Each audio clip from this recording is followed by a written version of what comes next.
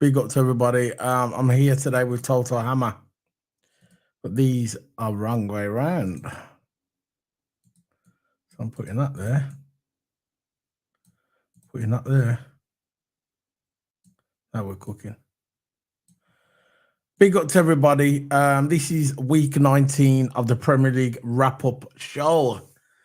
And it's been a good weekend for me, a good week for Liverpool FC. And I'm so happy that we are on top of the table again. I thought maybe that Arsenal was looking past. I thought Arsenal was looking past West Ham being a local derby as well, a London derby. I thought Arsenal was overlooking. The manager was a bit arrogant, in my opinion. He was in a press conference saying that some Arsenal fans are a bit worried if we're going to be on top by the New Year's. And he said, don't worry about it. They can relax and enjoy themselves. So basically, what I took out of that interview, that Arteta was a bit arrogant and he bit him in his ass. He bit him in his ass. They come across West Ham. For me, a decent team, very good manager in David Moyes. And I think they scored them. There's a lot of controversy about the ball being in and out, but that's football. Look, when Liverpool was complaining when Liverpool was complaining about stuff going against us, especially at the Arsenal, the Tottenham game and some other stuff, people just said, get on with it, it's football. That's it. So we're going to share the same energy back to you guys. Just get on with it. You lost, move on. And that's all we can say. But it was a good weekend. Man City creeping up that table. If they win their game in hand, I think they go in front of Arsenal. So it looks like it's going to be between... I know it's going to probably be a 3-horse race, but I think at the end it'll probably be Man City, Liverpool, maybe, like the old days. But we'll see what happens. We'll see what happens in January, because January is going to be a big statement for Liverpool, what we want out of this season. I believe if we go into this January window, we need to buy. If we want to have a chance of winning this league, we need to buy. We need to buy. I've heard a few podcasters saying that we don't really need to buy. If we do buy, it's not the end of the world. It is the end of the world because we need to buy. This year the league is up for grabs. It's between 3 teams. It's between Liverpool, Man City, and Arsenal. The rest are just whatever in the passenger seat. But it's between us 3. And I believe that we need to purchase in the new year, in the January window. We need to purchase some players. I believe we need a striker, and I believe we need a defender. Maybe a DM, I don't know, because Endo's going to be going off to his Asian Cup as well, so we're not going to see Endo for a while. I think Mo Salah's last game is going to be against Newcastle on New Year's Day, and then after that, he's going to be going after the African Cup of Nations. So we're not going to see Salah for a couple of games. But I think in January we played the less football, so I'm going to check that in a minute. I think January we played the least football in January, so I'm going to check that. I'm going to check that now. I'm going to bring in, and while I'm checking that, I'm going to bring in Toto Abba. Yeah, big up, man. Big up. Big up. How you doing, bro? Yeah, I'm good. Just had a couple of days off. Just weren't feeling too well, but I'm back in it again. This Premier League wrap up. Well, it's been really interesting, this Premier League, Like, you had the United game, which was really interesting. United, Villa struck 2 up them, and I was thinking, United's not going to come back from 2-0. But fair play is going to come back 3. I'm just speaking from a neutral point of view. From a Liverpool, I'll say, unfortunately, they won 3-2. But from a neutral point of view, fair play to them going 3-2 up. And Højlund actually scored his first Premier League goal in about 15 games, which is an absolute miracle. But yeah, how I'm feeling this Premier League wrap up, Liverpool top of the league, really, really happy with that, man. Really, really happy with that. And all those people who said clap out, I don't know what they're thinking. I'll get into that in a minute. Saying clap out, but look, with Liverpool top of the league, Arsenal second. I'm not going to say we're going to win the league. It's not over yet. I still think we've got to buy in January. We've got to buy maybe a DM and maybe a striker. I think not a DM maybe because Endo's performing well, but I wouldn't mind a DM anyway. But I think our main priority should be a left-footed centre-back and a right winger or something like that in the transfer window. So we have to buy. We have to buy. We're kind of the same boat of Arsenal, but unless Arsenal has to be more crucial, Arsenal need a striker. They're looking for Ivan Toney, but Chelsea is interested in Ivan Toney. Lots of people are interested in Ivan Toney. So it's not really a big definite that Ivan Toney is going to go to Arsenal. So there's another one. I know what you're saying. About the I think if we're looking at a strike position, I won't go for Ivan. I'll probably go for Dominic Solanke because he's cooking for Bournemouth. He's already been to Liverpool, which I don't understand. Yeah, he's cooking for Bournemouth, isn't it? He's cooking for Bournemouth. Yeah, but we've had players like that at Liverpool before. Perfect example, Morientes, brilliant player from the Spanish league. He came to Liverpool, didn't cook. Jamie Carroll was probably one of the biggest flops Liverpool ever purchased. Andy Carroll. Remember, we used to all he used to do is head the ball. Kenny Dalglish brought him in when Kenny Dalglish was in his second tenure at Liverpool. Brought in and Carroll. He flopped, completely flopped. I know what you're saying about this guy. He's cooking now, but that's not it's not necessary. He's going to cook at Liverpool, but he could cook at Liverpool. That's the gamble. That's the gamble when you buy players. You think, he's been doing good at that club. So when he comes to our club, he should do good. But it doesn't always work that way. But I know where you're coming from. He's cooking still. Yeah. He's cooking. So I've been looking. The thing I've been worrying about really is about the Salah situation, about him going after AFCON. I think AFCON, African Cup of Nations, he's going to be gone a couple of weeks. Is it a couple of weeks? Yeah, that's a fortnight, I think. Well, so a fortnight. So I'm looking at Liverpool's games coming up, okay? So effectively, in reality, Mo Salah's only going to miss. He's not going to miss any Premier League games. None at all. I'm going to tell you why. I'm going to add to that. His last game with Liverpool is against Newcastle, and that lands on the 1st of January. Okay? Then there's no Premier League then for a couple of weeks. We've got a third round FA Cup with Arsenal on the 7th of January, which he will miss. That's at the Arsenal ground. And then a few days after that, we've got the EFL Cup, which is the Carabao Cup, against Fulham on the 10th, right? And then 2 weeks after that, then we've got our next Premier League game, and that will be with Bournemouth, and that's on the 21st of January. So by the 21st of January, Mo Salah will be back. So the only time that we're missing Mo Salah is in the cup games, because after the 1st of January, there's no Premier League for 2-3 weeks. So we're good to go. Will you miss the Arsenal game? With the Arsenal game, it's a cup. Okay. It's the FA Cup. So it's the third round. I'm not saying, people say, oh yeah, you can't really hang with Arsenal without Salah. I disagree. I believe that we can hang with Arsenal, and I don't care where it is. I don't care if it's at the Emirates, and I don't care if it's at Wembley, and I don't care if it's in the Luton ground. I think that Liverpool can hang with Arsenal at the Emirates. I'm not saying we're going to win them, but we can hang with them. Yeah. Big up, Early Doors. Thank you very much. Big up, big up. Remember to hit the like button, subscribe on both channels. You can put the link in while I'm talking. Anyway, so I'm looking at the FA Cup third round. So Newcastle, that's our last league game for nearly 2 weeks, for nearly 3 weeks. That's it.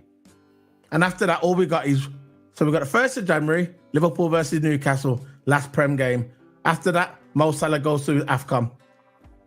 1 week later, on a Sunday, 7th of January, we have Arsenal in the FA Cup third round.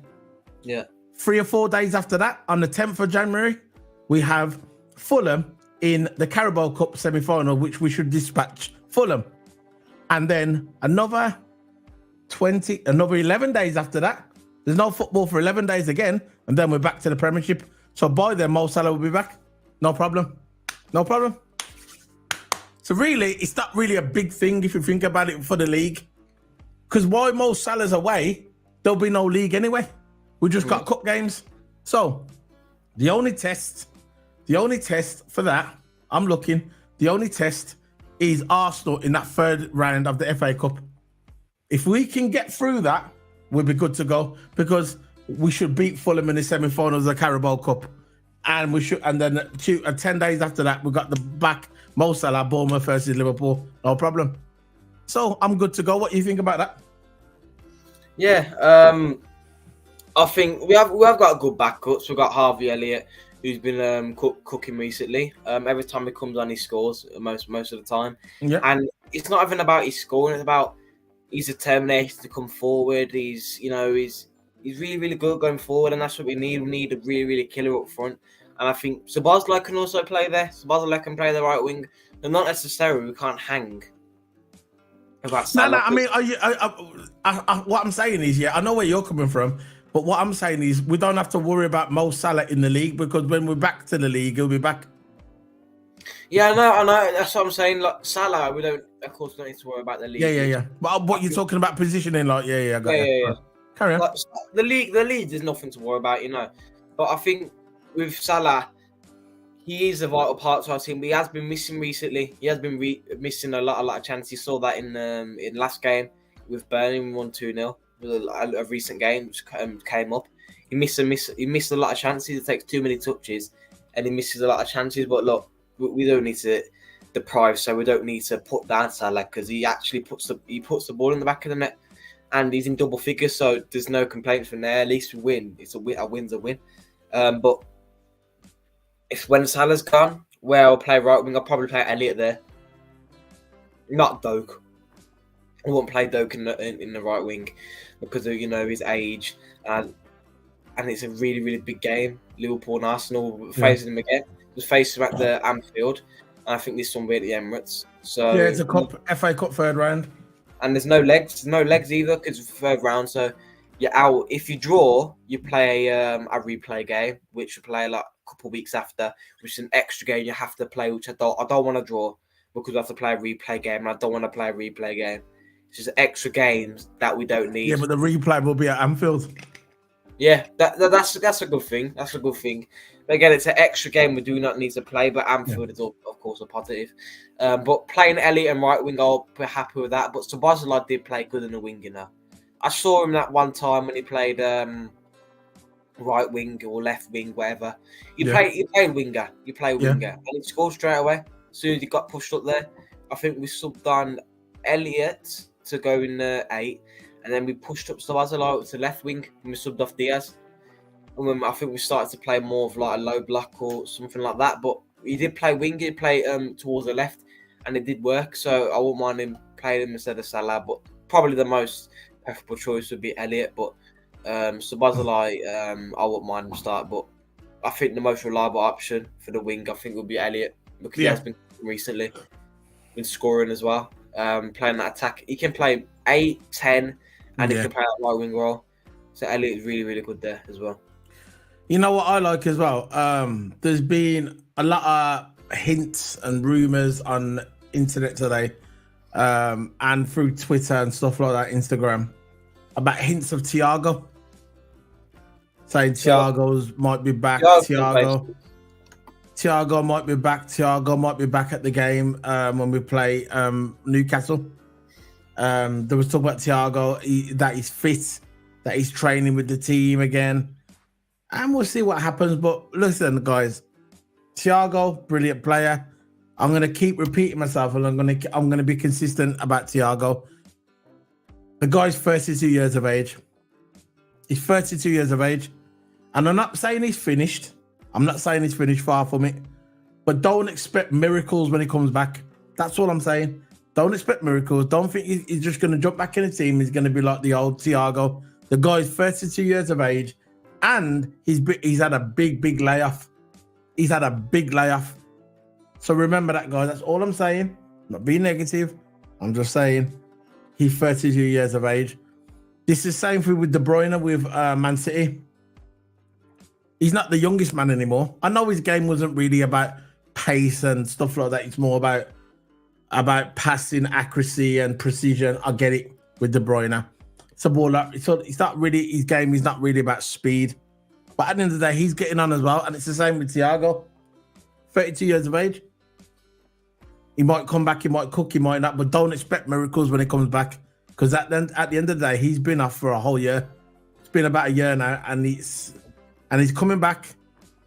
And it's a different team. It's not the same team that he left when he left on his injury. It's a different team now.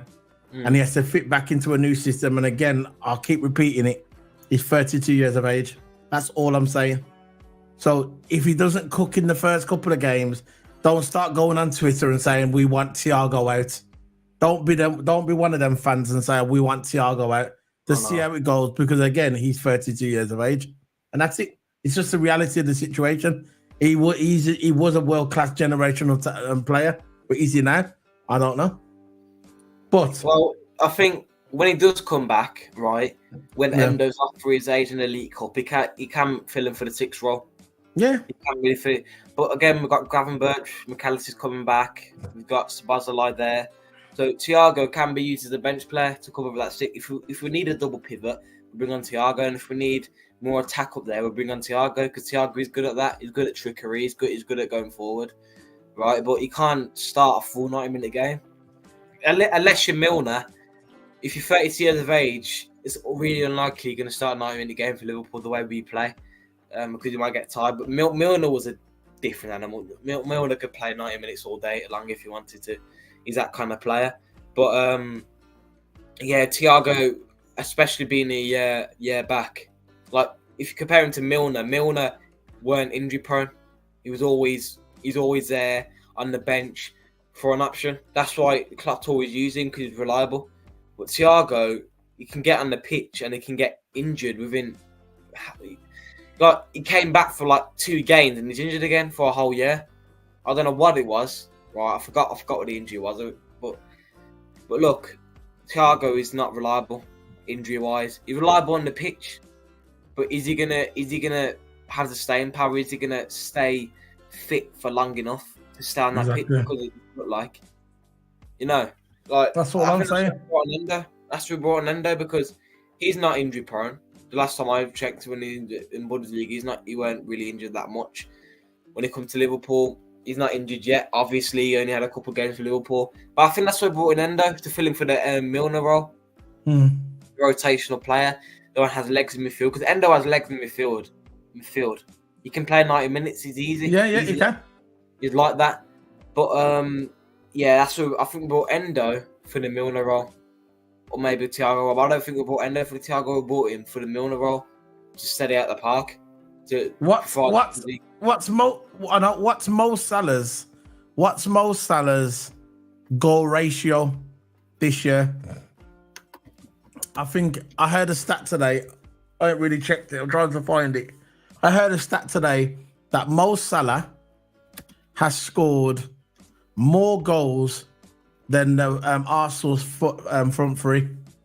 That's what I heard today, and I think it is true because a few he scored 12 goals in the Premier League. He scored 12 goals in the Premier. He scored more goals this year than the entire front three of Arsenal. I'm not sure if that was in the Premier League or overall competitions. Probably the Prem. I don't know. Probably the Prem. But he scored more goals than the Arsenal's entire front three. Imagine that.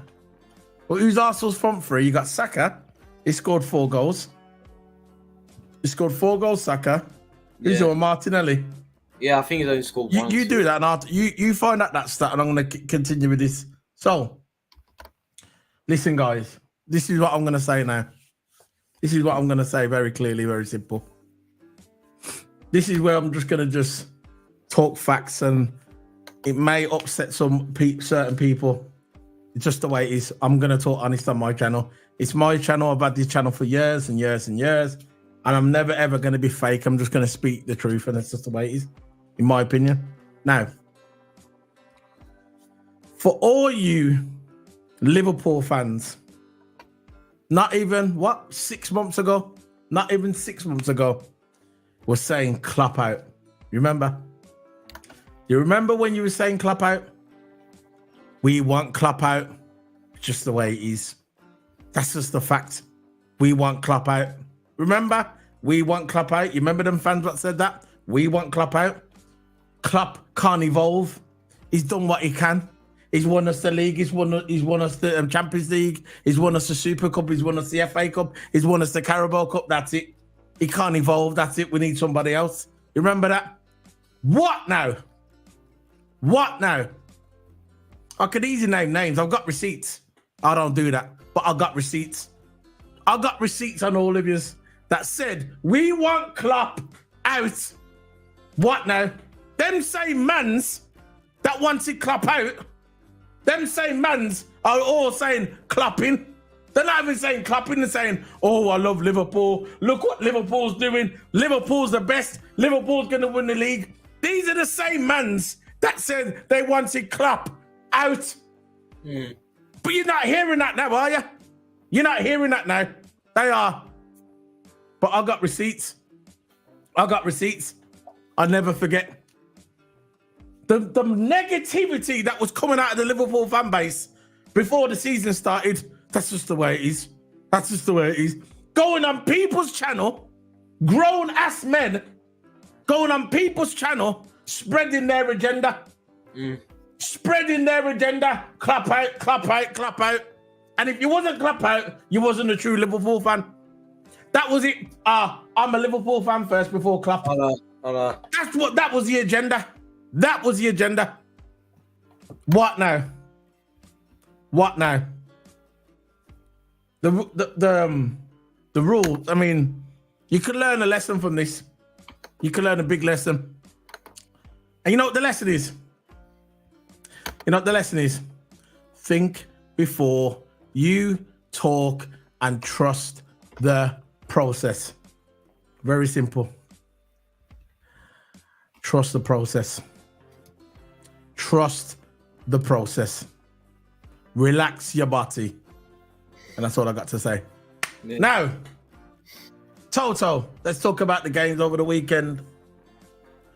Let's start with Arsenal and West Ham. I ain't got a hammer. I did have a hammer. I had a hammer somewhere. I always forget my hammer. I got a hammer somewhere. I'll probably go and get my lump hammer somewhere and start hammering things anyway. West Ham beat Arsenal. Now, I said, I think it was my review what I'd done. I said, look, a lot of Arteta, I remember he was out in the press conference when he was doing his press conference before the game, the day before. And one of the guys asked him a question that the fans are still a bit worried if Arsenal were going to finish on top before the new year. So by the new year, they're coming to the new year, being on top of the table. You know what he said, Arteta? He goes, oh, don't worry about it. Arsenal fans can relax. We got it sorted. And then when I saw that, I thought, that's a bit arrogant, that is, you know. You would never hear Klopp saying that. You would never say Pep saying that. You must respect your opponents. Don't just think you're going to roll up and beat West Ham in a local derby. Don't think you're going to do that. It doesn't work that way. It does not work that way. When it comes to the local derbies, when it comes to your local rivalries, there's always a glitch. Look at Liverpool when we played Man United. Everybody thought we was going to win 8-0. I come out and I said, no. I don't care about the 8-0. I just want to win 1-0 and get my 3 points. That's what I said. You imagine if we would have beat Man United, would have been 5 points clear.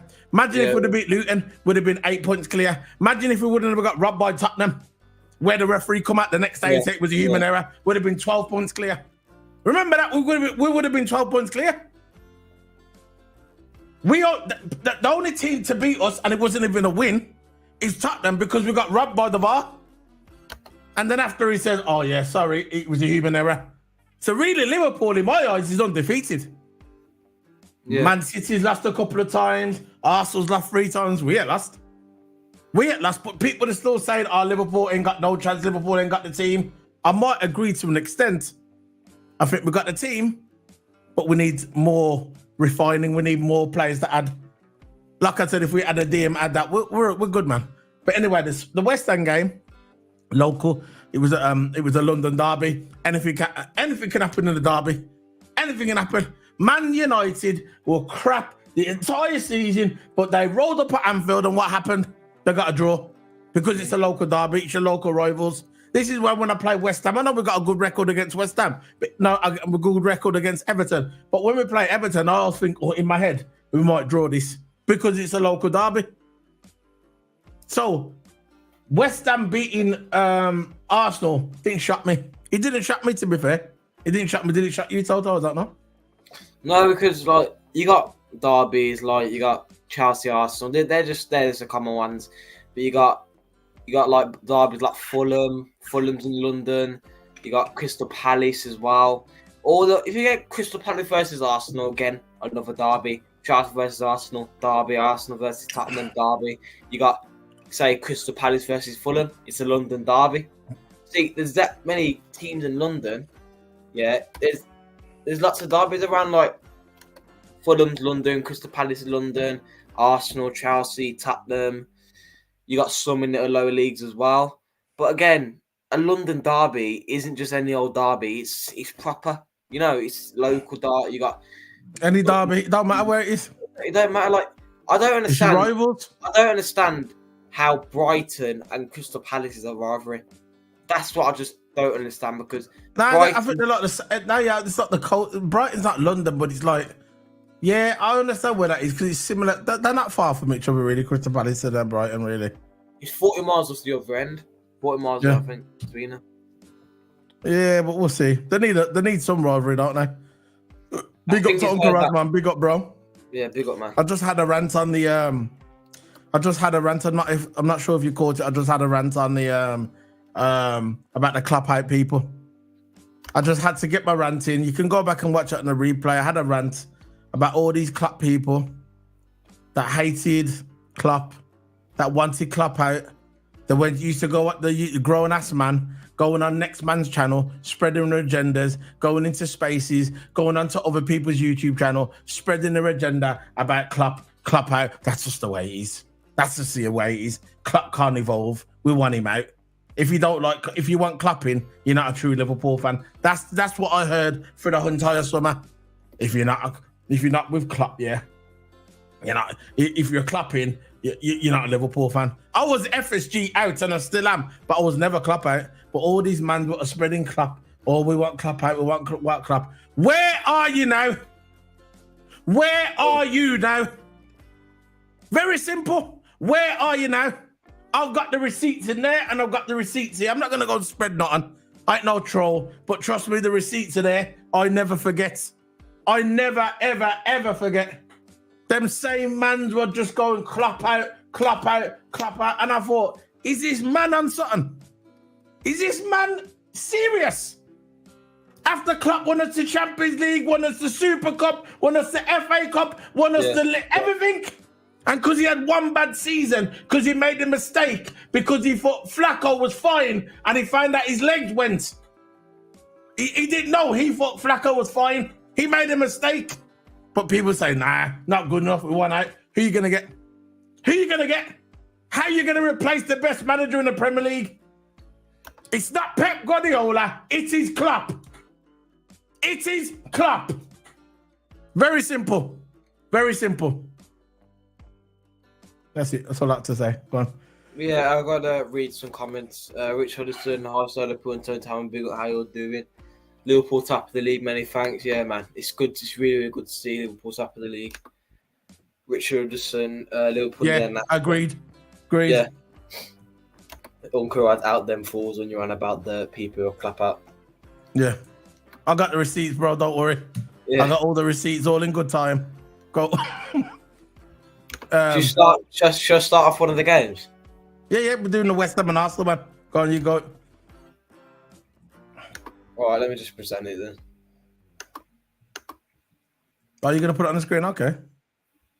I'll just do on the one football. Yeah. So basically, we're gonna talk about a few games. We're gonna do the one football. There we go. So first game in Luton Town. No, we're talking about the games just gone. These are the new ones. Have you got the ones from the past? Have you got the other ones? Results. Go to results, I think. Go to results. Yesterday, yeah. And the day before. Yeah, do it. There's Arsenal. There you go. Click on that one. Click on that one and do the overlay. Overview. There you go. So there you go. You got Arsenal versus West Ham. We had you go on. You talk about it. You go for it, bro. Go on. Yeah. So of course, I'm going to name out the starting lineup. Gabriel. We already know the starting lineup's already there. But look, onto the front three. Martinelli, Jesus, Saka. They've scored, I think, about 10 combined, and Salah's scored 12 in the Premier League. So Premier League goals alone, he's probably got more all competitions. But if I'm about Premier League goals alone, he has more goals than the whole front three combined by miles. Yeah, there you go. Because the thing is, right, when we were against Arsenal, I know this is about West Ham, but Arsenal versus West Ham, let's just look at all the form guys. So this is a recent form, Arsenal's form. Not that, to be fair. Loss against West Ham, draw against us, win against Brighton, draw against PSV. And we've had 3 losses. We've had no losses. All those matches, they were like all cocky about, like Villa. Arsenal saying, "Oh yeah, Villa ain't a big game." Some creators online, Villa ain't a big game. Look, Villa just put stick one up there. So what if it's 1-0? Our loss is a loss. The loss against PSV in Champions League. I think I knew they were going to beat Brighton anyway. I think because Brighton is not really in good form. But look at West Ham's recent form in the league. The loss against us, but that's different against us because Liverpool just different to other teams. Look at West Ham's recent form. They beat Freiburg in the conference. They beat Wolves. They beat United. Yeah, and now they beat Arsenal. So look at the form. Look at the form compared to Arsenal and West Ham's form. Arsenal's form was the last draw. So we got 2 draws, 1 win, and 2 losses. West Ham's recent form, is 4 wins and just 1 loss. And now, let me tell you about Arsenal fans. Right? Let me tell you about Arsenal fans. Not all Arsenal fans, I'm not going to paint all Arsenal fans with the same brush, but let me tell you about Arsenal fans. They've got this habit of making up their own history. Right? They've got a habit of making up their own history, right? They're saying that Declan Rice is world class. No, he's not. No, he's not world class. He left West Ham last season. He's coming to Arsenal. He's had 18 games for Arsenal or 17 games for Arsenal. Okay. So how is he world class? To be world class, you have to be in the top 10 of your position around the world. You have to be respected by the world class midfield of the future and the past. And you have to be at least won a league of bare minimum. He has never won a league title before. He's never won a league title before. Yeah, he's never won nothing big before, right? He won the flipping Conference League, but I don't consider the Conference League a big thing. That's the flipping, you know what I mean? That's not really a big thing That's in lower Europe. mid-table team. It's a lower mid-table, so you can't be considered a world-class player. And then to be recognised as a world-class player, you have to be consistent for a minimum of 5 years. When you saw Ronaldinho, when you saw R9, when you saw Steven Gerrard, when you saw Roy Keane, when you saw Cantona, you saw all these players back in the day, Thierry Henry, all these players back in the day, yeah, that were considered world class because they done it year in and year out. Not, 17 games, now you're world class, because Arsenal fans are saying it doesn't work that way. To be world class, you have to do it consistently, week in and week out, and he's not world class, and that's it. Not in my opinion. I know, Don't talk about the West Ham. I'm seeing the West Ham lineup.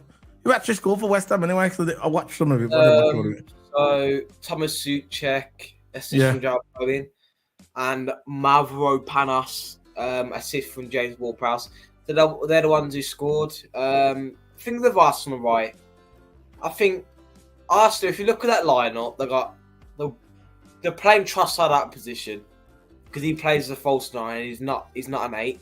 I think their defence is good. No doubt they got Saliba, Gabriel, Zinchenko. Saliba's not world class either. No, he's not. Get that out of the way.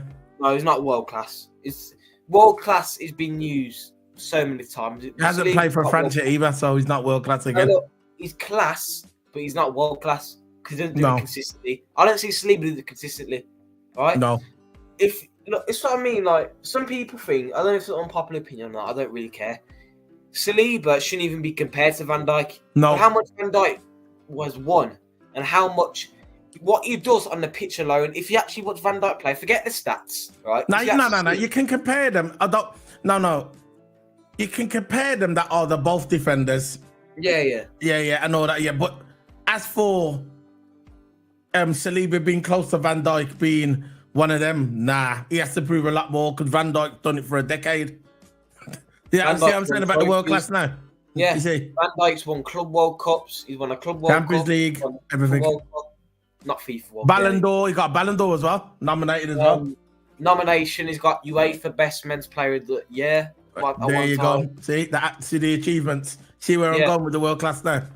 There you go. That's what I'm saying. I think Saliba, he's a good defender, but Van Dijk's composure is just a big part of his game. His awareness, his composure, his scanning. The long balls is wicked. He's like a ball-playing defender. He's a ball-playing defender. I think Saliba's got something, though. I think in the future... Saliba has got something, yeah. There's a chance that he could become world-class, but as being world-class, no.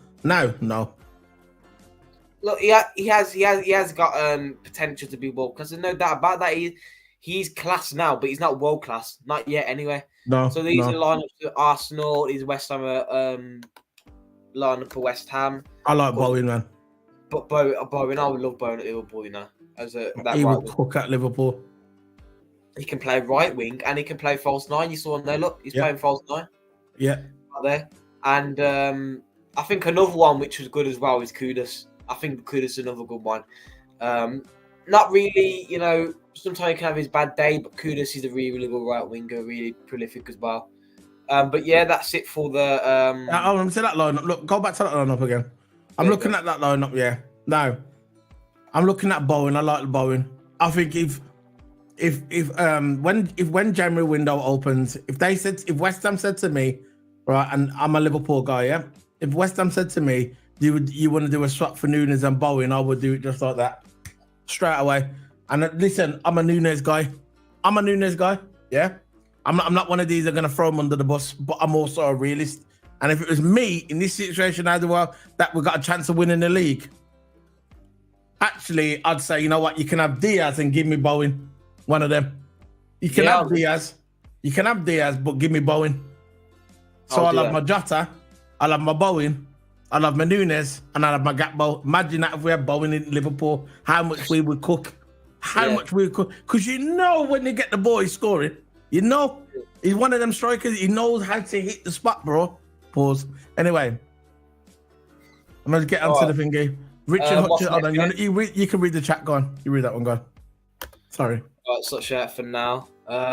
So I'm not going to put up the chat. So Liverpool have a lot of gears left this season. Premier League, Europa League, League Cup and FA Cup, clapping and FSG out. I still agree with that. I'm not going to change my view on FSG just because we're having a good form. If you're going to stick to your opinion on what you think about FSG, you got to stick to it, man. Because at the end of the day, I know we brought Endo, we brought McAllister, we brought Szoboszlai, we brought all these good players. We brought in Quansah from the youth and he's cooking, right? But it's about consistently buying. We need to consistently buying players. It's like, I think you mentioned, what of course you always mention about Sir Alex Ferguson. Yeah, every single year I used to buy one player, two players, just to bring up the depth, right? So that's what Liverpool needs to try to utilise is the depth. We have got a good team, and I think this team could go. I'm not saying before anyone, clicks or whatever. Yeah, I'm not saying that Liverpool's going to win. I think we have the team to win the league. I'm not saying we're going to win the league. It's about how we buy in January. Arsenal will buy in January. I think Chelsea will buy in January. City, I think, may buy in January. I don't know who they're looking at now, but could buy in January. They will. Look, Haaland is injured, and they're playing Julian Alvarez. Alvarez, I don't think is world class. Not yet, anyway. I think he's really a good clinical striker, right? But that chance that he missed, so we'll get onto City later, but that chance that he missed was unbelievable. We should have finished off that chance in that game, in the City game. But, of course, we've got Haaland injured, one of their world-class strikers injured. Of course, you've got Julian Alvarez covering. But why not City get another striker? Because Ivan Toney is a really, really good target that everyone's targeting for. Like Chelsea, we heard targeting for him. I don't know what source is that from, but there's rumours now, just rumours, just normal rumours coming out that Chelsea want Ivan Toney. Of course, you've got City, rumours interested, but Arsenal is probably the only ones that I know legitimate that really, really want Ivan Toney. The fans want Ivan Toney. I think Arsenal want Ivan Toney. It's about what money put to the table. It's like if Liverpool going to go get a Nasher in January, we've got to put the money down because Sporting, I think that's where he's from. Sporting, that's his plays in the Portugal League. They know that Liverpool really want this player. So what they're going to do? They're going to offer high. And is Liverpool going to willing to offer high? Because I think a Nasher is going to worth about 45, 50 million pounds. Are we going to pay the 45, 50 million pound? Because we brought Endo, 15 million pound player, for 15 million pounds. Again, we're always getting bargains and we're always making players. Like Endo, look how good he is now. Yeah. Look, against Arsenal, right? He showed Arsenal what he could do. He showed physique in that midfield. He showed fight. Right, Endo is a really good player. We got him for just 15 million, 30 years of age, from the German league. This is what I know. This is what what I'm talking about. Yeah, look, Liverpool, for me, has been okay with it. I think they've been very, very good with their signings. It goes under the radar what we spent and what Klopp is doing. Now, the project that we were on, this is only phase one. This is phase one of the project. Yeah. Now, our trajectory wasn't to be top of the table by New Year. Nobody saw that we at the beginning of the season. If you would have asked any Liverpool fan, if you even would have asked Jurgen Klopp, 56-year-old Jurgen Klopp, appointed manager in 2015, if you would have asked Jurgen Klopp, do you think that we'll be on top of the table by New Year? He would say no. He'd probably laugh and say, no way. This is only phase one. We're going through 3 phases. This is phase 1. Phase 2 is next season. Phase 3 is the next season after, where we're supposed to win the league. That's on our... See, Arsenal is already finished. They've got their team set. Arteta has got all their teams set. Their aim now is to win the league this season. Arsenal's supposed to win the league this season because he's been building his team for a few years now. We haven't. We're still going through a process of processing ours because we've got a bit like Man City as well. When they got rid of Gundogan, they got rid of Mahrez and all them mans. They still need to come in, bring the new players in. They've got to gel. The Arsenal team has already gelled, so they should win the league this season. They should. Now with Liverpool, we're in a rebuild. We're in more of a rebuild. We're going to rebuild our midfield. Then we're going to rebuild a few strikers probably next season, and then rebuild our defense. That's the way we're going. But for us to be on top of the table by the New Year's Day, that's absolutely amazing. I'll take that. Well, now I'm looking at Liverpool signings. Dominic Szoboszlai, 70 million euros. I don't know how much that is pounds. Probably 60 million pounds. 70 million euros. Alexis McAllister, 42 million euros. That's probably 30 odd pounds in British money. Ryan Gravenberch, 40 million euros and 20 million Endo. Now, for me, when I'm looking at all them signings, the biggest steal is Endo. The biggest steal is Endo. Look what Chelsea spent on Caicedo. Look what Chelsea spent on Caicedo, and look what we spent on Endo. Who's playing the best? Who's playing the best football now? We're a Chelsea. We're a Liverpool. Look what Hendo's doing with Liverpool. All right, he didn't start at first because Klopp probably never thought he was ready for the Premier League. Maybe Klopp saw him in training. We don't see him in training, but maybe Klopp, he's got the privilege of seeing Endo in training and looking at him and probably thinking, you know what, maybe he's not ready. Maybe I'll play him a few in the Europa Cup, a couple of halves here, a couple of halves there, maybe. But now he could see the progression in training. So what he's thinking, you know what, let's play him now. And McAllister getting injured was the best thing what could have happened to Endo, because now Endo is occupying that DM role and he's playing very, very good. Very, very good. And guess how much it cost? 20 million euros. Now, who's the genius now? Yeah. Is it the Chelsea manager or is it the Liverpool manager, Jurgen Klopp, paying 20 million euros on a DM? And look what he's doing. That's what I'm talking about, Klopp, man. That's what I'm talking about. There you go, man. Yeah. Next game. Should we go with Tottenham and Brighton? Go on then. I didn't watch it, but you can go for it. I didn't even watch it. Even to be fair, just watching. I did watch the highlights though, and I heard that the highlights, Brighton schooled them. Brighton did school them though, to be fair. All right, so Brighton and Tottenham is scoreline. Jack Hindlewood scored the first goal for Brighton. Yeah. Got Pedro the penalty. Of course, you got Ed Stupitian assist from James Milner, and James Milner getting his assist. João Pedro with the penalty. He scored his double. Alejandro Velis with the assist from Son, and Ben Davies with the assist from Pedro Porro. See the lineup. So see the line for Tottenham. Richardson, you know what? I'd have him at Liverpool as well. Yeah. Some people don't like him. I think he could cook. You know what?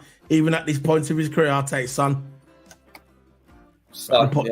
Yeah. So I'm looking at that team. Look, at the end of the day, I thought Tottenham was going to win this because Brighton hasn't been... People don't know about Brighton hasn't really been in good form lately, you know. Brighton hasn't been in good form lately.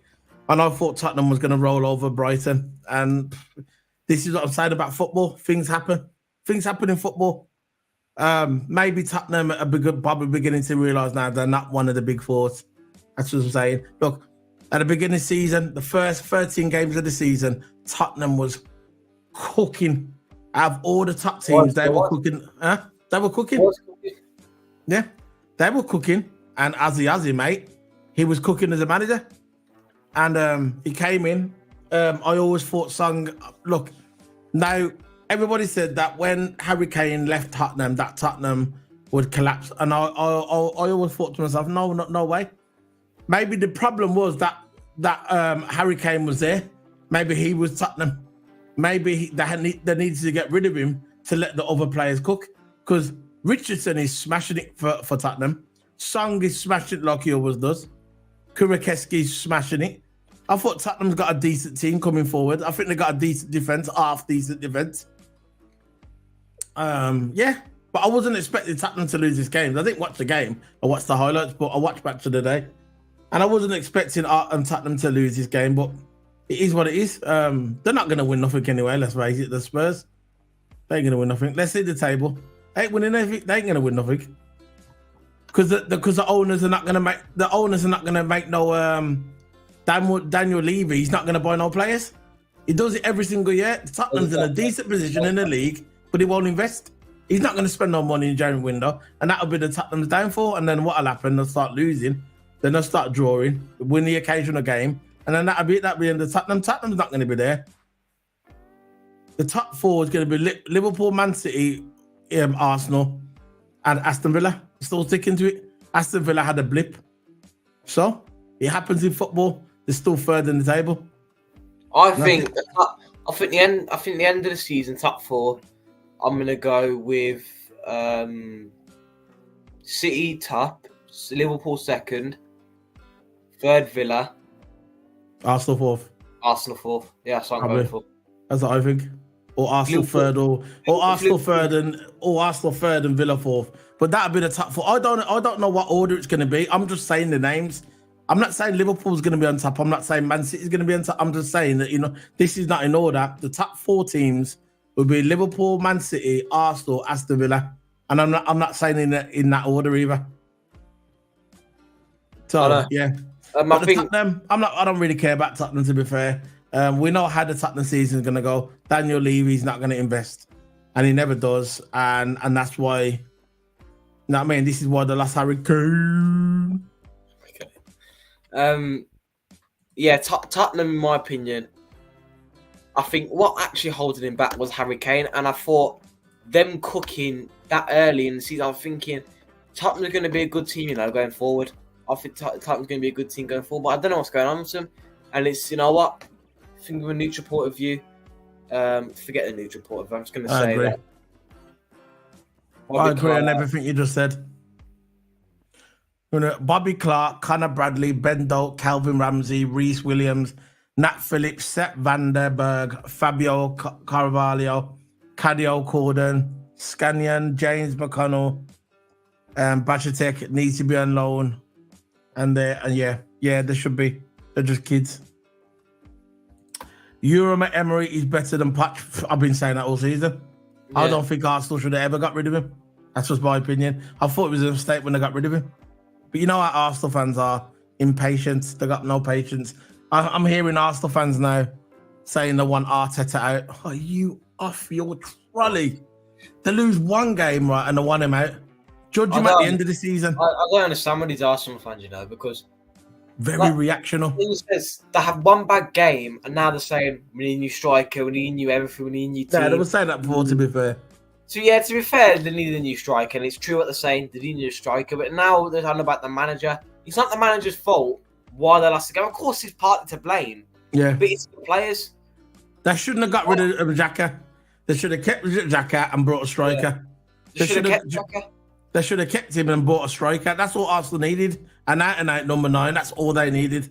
They would have got an out-and-out number 9. Arsenal would have been so deadly this season.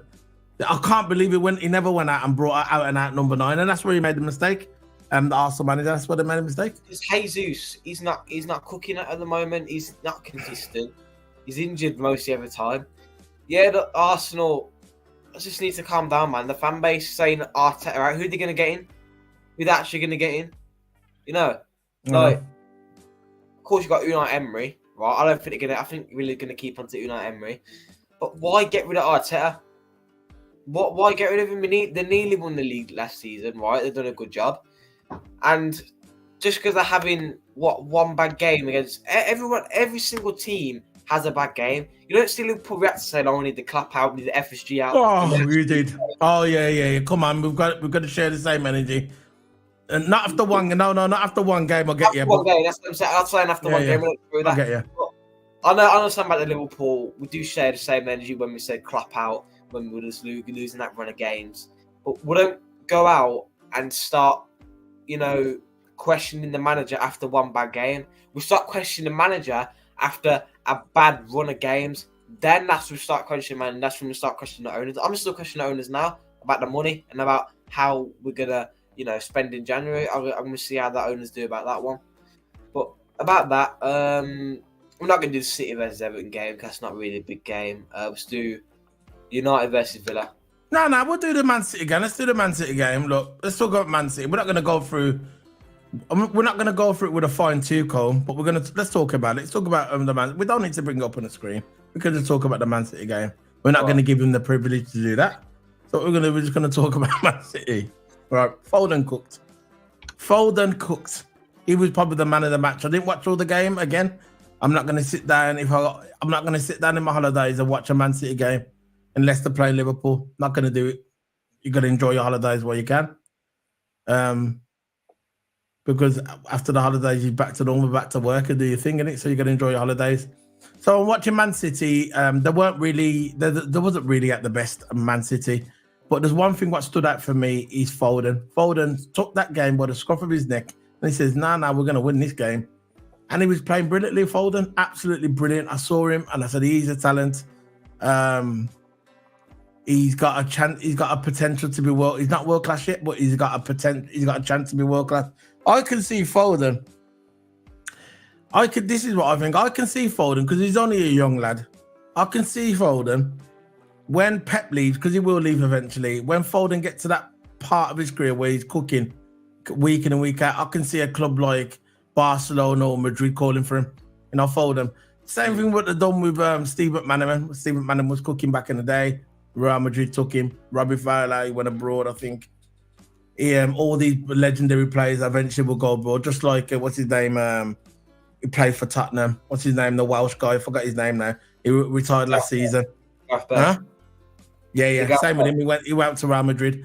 I can see Foden is going to do he's won his Premier Leagues. He's won a lot of Premier Leagues. I think he's won 4 Premier Leagues. He's only a young lad, and I can see Foden going abroad.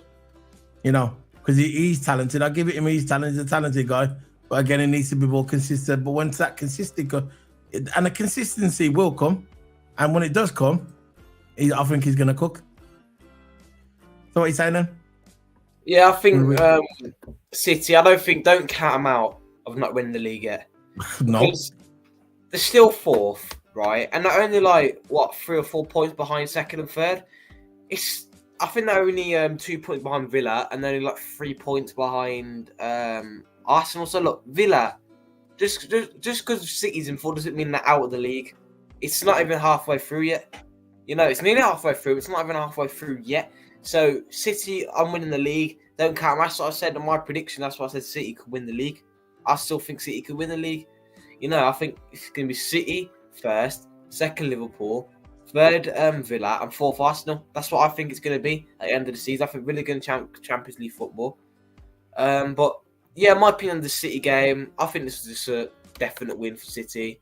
Everton, I thought expecting more from Everton, but come on, it's against City, man. But Everton is really a good team at the moment. Ever since they had them FFP rules, they've gone down but deduction by 10 points. They've been cooking ever since. So Everton against our City, there's quite a difference there. Yeah, City was cooking before this game, but probably not talk about the Chelsea Crystal Palace game. You got Brentford, Wolverhampton winning 4-1. Chelsea won 2-1 against Chelsea, Crystal Palace. So you got United and Villa game. Talk about United and Villa game. Let's get this on now. Let's go on. So tomorrow we've got Premier League Game 20 review tomorrow on mine and Total Hammers channel. That's coming tomorrow. We're doing the Premier League wrap up preview show. That'll be tomorrow around about 5-6 o'clock in the evening. So remember, you can join us for that. And on New Year's Eve as well, not late. It's going to be around about 2 o'clock because obviously people going out New Year's Eve. It's going to be around about 2 o'clock, and we're doing a Liverpool player lineup and review of the game against Newcastle, and that will be on New Year's Eve around about 2 p.m. But tomorrow it's Premier League Game 20 review tomorrow on mine and Total Hammer channel. Yeah, that's good. Yeah, for the United versus, I can't believe how United came up from 2-0 now. Because Dina's recent form, it's not even about recent form. I know it's at Old Trafford and all that, they got the crowd behind them. But Villa scored 2 quick goals. It was 2-0 up, and I can't believe Villa going 2-0 up didn't try to play a low block. Because it's at Old Trafford, and scoring 2-0 at Old Trafford, right? I know it's not that hard to score at Old Trafford nowadays, because United's not really at the best state right now. But yeah, Villa with John McGinn scoring that free kick. I don't think he even meant to score that because he crossed it into Watkins, but Watkins didn't get to touch on it. But then McGinn's ball just went straight into the net, just floated into the net like that, and the keeper didn't expect it. Yeah. Aston Villa was playing the high line though. That's what done. They was playing the high line, and he caught up with them. They scored the 2 goals. And they continue, and it was successful because they scored 2 goals. And then basically, Emirates kept the high line, and because he kept that, we all know when you play the high line, there's a risk. They didn't even drop 2 back.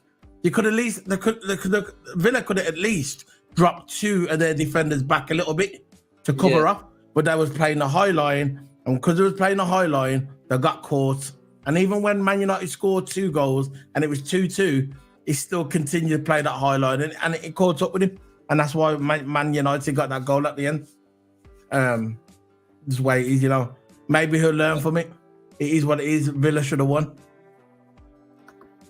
But Villa really should have won. Sorry, it's a bit delayed. Understand? I saw I got a bit delay responding, but look at the stat. Look at the I can't swear today.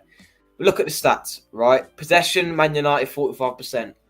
When I watched that game, Villa had all the possession. They were controlling the ball. They were scoring. They had the possession in check. And United didn't really seem to have a run for the money for Villa. But it's about how United just came back and it was clinical. I don't care. Look, these stats, possession. It seemed like Villa was the better team all game.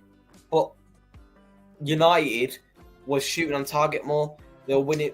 They're winning more. I don't really care. Look, I think the only useful stat on there was possession and shots on target, and of course total shots. Duels one I don't really care. I still think Villa's a better team. Villa is a better team. They are a better team. We know they're a better team. They got a better manager as well. But the thing about it, if Villa, I don't understand why Emirates. I'll call it Emirates. I'll just call him Dracula because he's the Dracula. I don't know why. He continued to play that high line, and he knew it wasn't working. Even when it was 2-2, you would have thought to your head, "Oh, you know what? Yeah." But I think he just said, Uncle Rods. He said, "Give me a shout out for that one, bro." Yeah. You mean about the preview show tomorrow? Is that what you're talking about, Uncle Rods? Yeah. If you want to come on, we'll give you the link tomorrow. No problem. Go. Big up to Uncle Rods as well, man. Go subscribe. Big up to Uncle Rods. Yeah, hit the like and subscribe button, man. But of course, we've got to highlight this game. Højlund scoring his first Premier League goal. Finally. In about 14 games. How many times you scored in that? He's really, really good in the Champions League. When it comes to the league, he usually goes, but he's finally scored. I thought Garnacho cooked in that game, though, to be fair. Garnacho, the wannabe Ronaldo. You're not Ronaldo. I don't care if you do the shoe. Yeah. I don't care if Ronaldo's your favourite player. You're not Ronaldo, and you never will be Ronaldo. It's very simple. Mr. Nacho, man. The thing is, Garnacho okay. actually cooking this game, scoring his double. It could have been a hat-trick, but the first goal was disallowed. So, yeah, Garnacho scoring the 2, and then Højlund seeing that off. Rashford did actually play good this game. Yeah, you did. All the games, Rashford cut this game.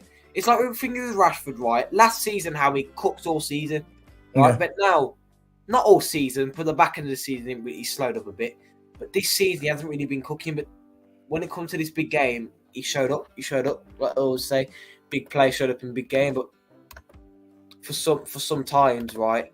Rashford bring it, the screen on the thing. Bring it in a bit wide. Bring it more narrow to get rid of that start line. Yeah, that'll do. Yeah, that'll do. That's good. Fine. Still the same, but it don't matter. That's a big up here. Yeah. Final opinions on United game, Zola?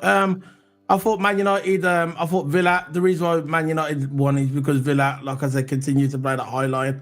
I think they didn't show Man United enough respect playing that high line. Even when, like I said, even though when it went down to 2-2, I believe that Man United should have done something more, but they never. Well, it is what it is, man. You know, it is what it is. I don't really care about Man United. But Villa will finish higher than Man United, in my opinion. And Villa got the better team, in my opinion. So, it is what it is, you know. So, that's it, man. Anything else to say? Let's look at the recent game because you had the Newcastle game as well. Which was really... they got panned up, didn't they? No, not Tottenham. Spurs got beat, hammered. How much did Newcastle win? Or did Chelsea win, innit? Chelsea beat Newcastle, didn't they? No, Who did Chelsea play? Who did Chelsea play? Chelsea played Crystal Palace 1-2-1. Oh yeah, okay then. So we got to think if he's watching this. We got to Carefree Lewis, man. I like Carefree Lewis. I'm not sure if you're gonna watch this or if you're gonna watch on my content. I don't know if you know about my channel. I'm not really a big social media guy. We do our best, but if anybody can get this video to Carefree Lewis, big up to Carefree Lewis, man. I like Carefree Lewis. I love Troops. I've been watching Troops since a decade, and I like what's his name, Flawless. I like Flawless as well, and I like what's the other guy, the one with the glasses, the Arab one, Usam. That podcast, what's it called? Back Again podcast. That is one of the best podcasts I've ever watched on YouTube. Them four, all of them are brilliant. I watched their episode today. It was really good. Really good. I love them guys, man. I love them guys. Big up to all them mans. Yeah, man. I got respect for all of them. Very entertaining. Very entertaining, man. Go on. Go. I'm going to go games. Sheffield United, Luton Town 3-2. Bournemouth 3-0 to Fulham. Put them on the screen. Put them on the screen. Yeah, I'll share the... so the mans can see them, innit? I like that you can control it now as well. Yeah. Because then I can look for other stuff. Good, man. Good. So Arsenal 2-0. Sheffield United, Luton Town 3-2. Bournemouth, Fulham 3-0. Nottingham Forest 3-1. Liverpool West Burnley, I think. Should go for that one. So, Solo, you can talk about this one. Well, you did watch it there. Liverpool versus Burnley. Again, I thought Nunez's goal was... See, we know Nunez, yeah? Nunez, when Nunez scores... When Nunez... Oh, not on the left, brilliant. When Nunez scores, yeah, I like his goals... When he's going to score when he's far out. Not when he's close to the... He's not a tapping man. He's not. No. I've learned that about Louis. I've learned that about Nunez. You remember when we played Newcastle at the beginning of the season and we brought him on in the last 20 minutes and it was from far and he scored. There, Nunez's goals. He's not really a guy who's going to come close to it and tap it in. For some reason, I don't know why, when he gets close to the net, he skies it. But when he's far back, he scores. And he did score a good goal to that. I thought Nunez cooked in the game. Gakpo could have scored as well, could have got his goal. He cooked in the game as well. Hit the bar, I think. He'd done a good assist. He's done the assist to Nunez for Nunez to score his goal. Salah was a bit quiet today. He's been quiet for weeks, we know that. Endo, for me, probably one of the man of the matches for me. The man of the match for me was Gomez. I think he got man of the match. I think it was, who's the one who got man of the match? I'm trying to think who got man of the match. I don't know who got I think Van Dijk got man of the match, but me, I would have gave it to Gomez. I thought Gomez played absolutely brilliant in left back. Brilliant in left back. Van Dijk was, again, the world-class defender, as we know, the best centre-back in the world. World-class. And he's just controlling the game. Quansah, I think Van Dijk and Quansah playing together. I like them two playing together because Quansah can learn off VVD. He can learn, you know what I mean? He can learn that thing. Arnold, again, brilliant game as well, doing his passes like he did. Alisson, brilliant game. We can expect that from Alisson because he's world-class. Endo, for me, I think Endo or Gomez were the two best players on the pitch. But we all done a shifting. I thought the second goal wasn't coming. I thought we gave away a lot of chances towards the end of the second half because we was basically, again, we were going for the shots and we were missing a lot of shots. And that was frustrating. That's why I'm thinking we may need another striker, maybe. But overall, I was happy with the boys, and we're top of the table, and that's it. I was happy with them, all of them. Quansah, brilliant man. Kwanzaa is going to be one in the next 5 years. People talking about Saliba. Watch Kwanzaa. That's all I'm saying. I know Kwanzaa will be cooking. He's a beast. Look, starting in games like these, Burnley will give him a good run at time for Kwanzaa.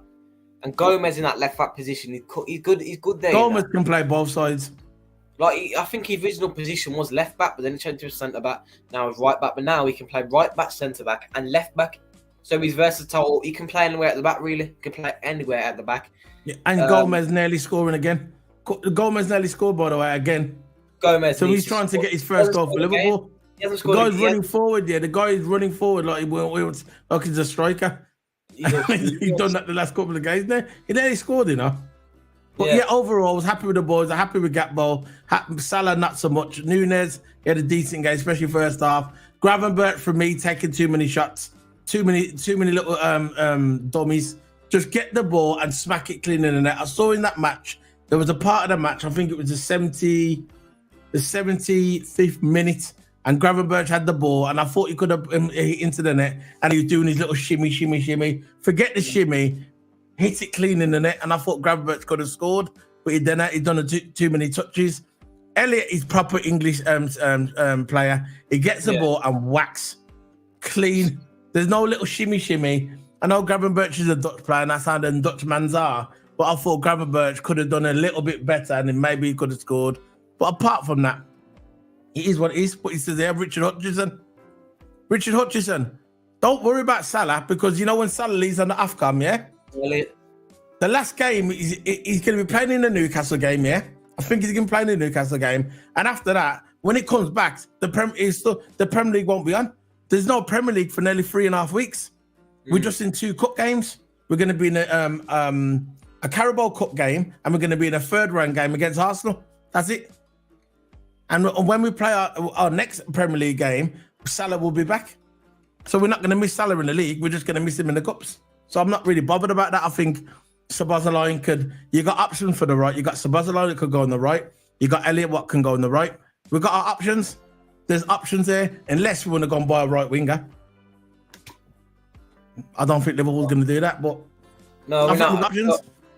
I will buy like a right winger, but I don't. Of course, Liverpool looking for a left side. Snipe Saka off Arsenal. He's not. Arsenal don't know how to utilise him. That's the problem. No. Klopp would know how to utilise him. Yeah, that's it for the Premier League line. That's all the games we've covered. I can go over all of it again and name out the final scores. So let me get them up on the screen again. On football. Oh, there you go.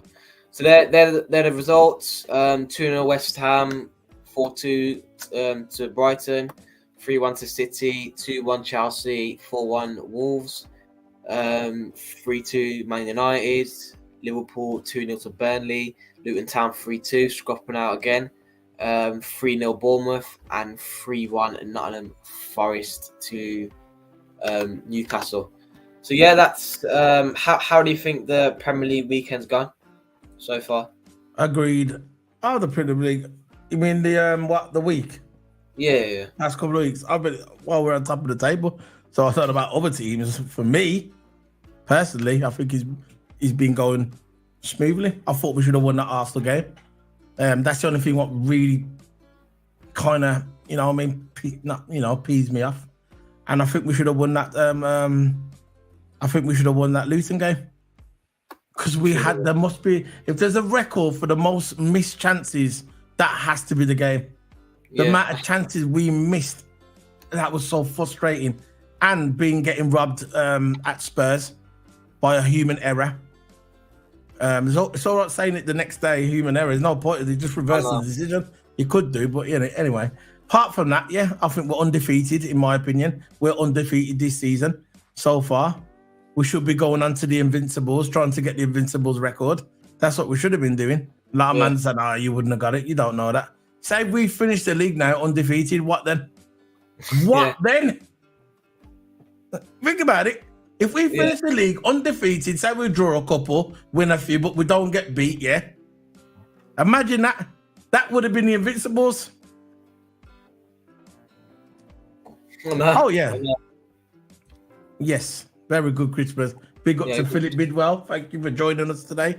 We're just leaving at the moment, and thanks for joining us, man. It's just I've had a brilliant Christmas. I haven't asked Toto yet, but I've had a brilliant Christmas. I had my turkey. I'm having beef soon. I'm gonna have a nice joint of beef in the next couple of days for New Year's Day. I'm enjoying myself, man. I'm enjoying myself, enjoying with my family and friends. That's what it's about, man. Yeah, man. As long as you eat a lot over Christmas and you just be happy and watch old programs on the TV from the old days, whatever, man.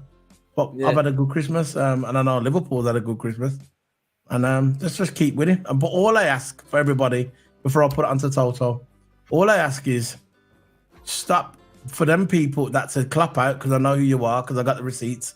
All them people used to say clap out at the beginning of the season. Very simple. Where are you now? There's one.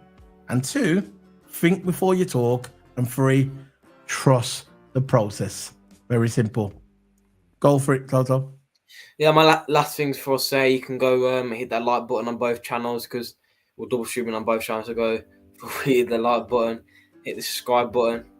Make sure you hit the like and subscribe button. And yeah, go scan the QR codes I'll bring up now.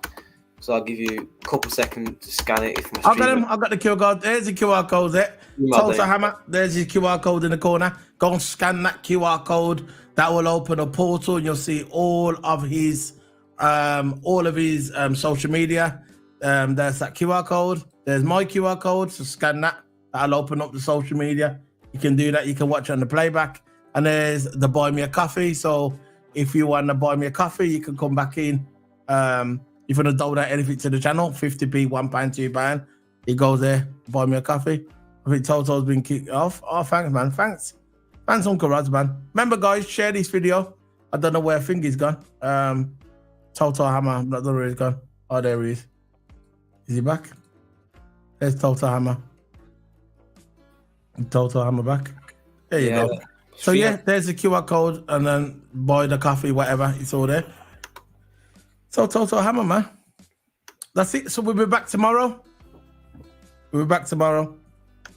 And we'll be doing the Game 20 Premier League preview show tomorrow on mine and Toto Hammer's channel. That'll be tomorrow. So Toto, I'm going to say goodbye to everybody, because I'm going to be heading off now. Yeah, see you later, people. Thank everyone for joining. If you want to watch on the replay, make sure you hit that like button. Really, really important. It's free, remember, so might as well hit it.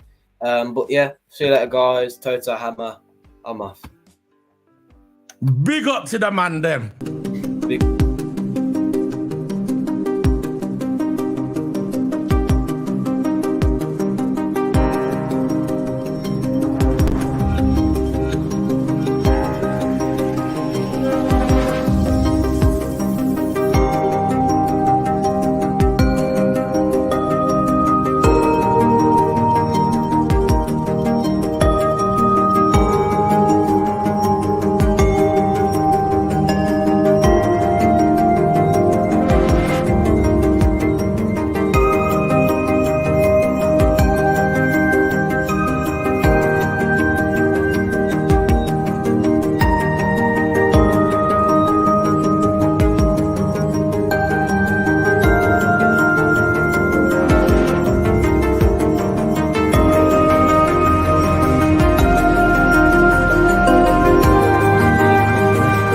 I'll put you guys